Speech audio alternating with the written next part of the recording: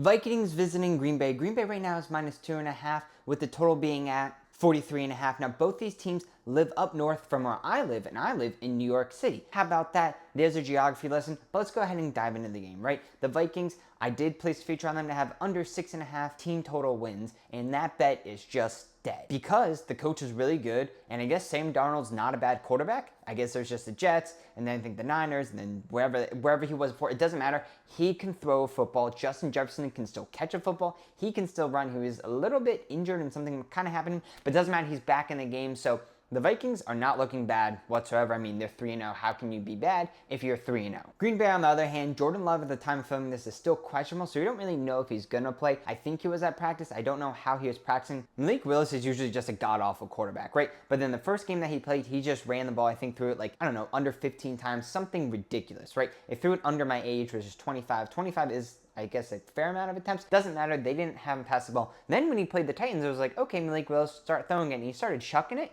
and then he started doing great. So it's very interesting how the Packers can just bring in a quarterback and be like, hey, now you're amazing. They just seem like a team that's just like, we're just going to go in here and we're going to win. Not a lot of movement in this game. Packers open up -2.5, then went to -2, now it's at -2.5, and now it's at -3. So it's just kind of like bouncing around and still under a field goal. I think a lot of the bouncing around had to do with, hey, is Jordan Love going to play or is he not going to play? I don't know. I think I kind of do now, but I'm not 100% sure. As far as money bet split goes, Green Bay Tuesday morning had 36% of the bets with 76% of the money. But now, as we fast forward to Saturday, we can see they have 17% of the bets with 33% of the money. So there's still a lot of difference there, and not the public side, which is kind of where you want to be in the end of the day, because casinos were not built because the public's smart. The public's dumb, dumb, dumb, dumb, dumb. Like me, I'm dumb, dumb. I have dumb, dumb lollipops. Back at camp, if you got a bullseye, you got a dumb, dumb lollipop. But if I'm being honest with everyone, I never shot a bullseye in archery. I'd go up there, stick it in there, and be like, oh, I got a bullseye, and then I got a lollipop. I'm cheating in life. We can go through the math and other factors, but none of this actually matters besides the effectfulness. Let's pop it in and see what comes in. For the Vikings, dairy would make a frequent appearance in their diet because at the end of the day,